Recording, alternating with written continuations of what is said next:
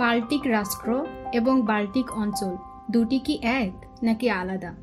Scandinavia ও Nordic দেশগুলোর মধ্যে পার্থক্য কি? কতে কুড়ি চ্যানেলে আজকে জানব বাল্টিক রাষ্ট্র ও বাল্টিক অঞ্চল এবং স্ক্যান্ডিনেভিয়া ও নর্ডিক দেশগুলোর মধ্যে পার্থক্য কি। বাল্টিক রাষ্ট্র উত্তর ইউরোপের বাল্টিক সাগরের পূর্ব তীরে তিনটি দেশকে একত্রে বাল্টিক রাষ্ট্র বলা হয়। দেশ তিনটি হল এস্তোনিয়া, লাটভিয়া ও লিথুয়ানিয়া। বাল্টিক অঞ্চল বাল্টিক অঞ্চল বলতে বাল্টিক সাগরের তীরবর্তী দেশগুলোকে বোঝায়।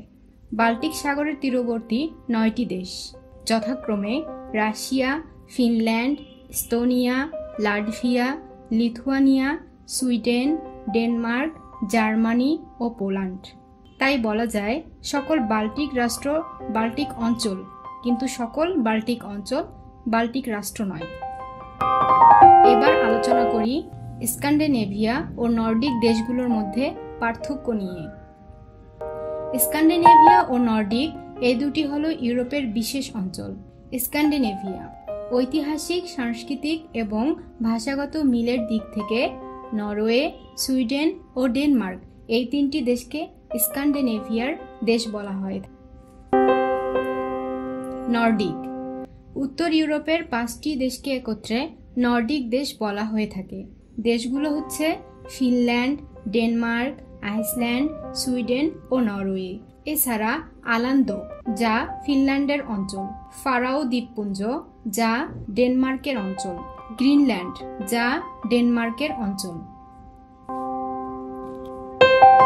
নর্ডিক অঞ্চল বলতে আসলে স্ক্যান্ডিনেভিয়ার দেশ ফিনল্যান্ড ও আইসল্যান্ডকে বোঝায়।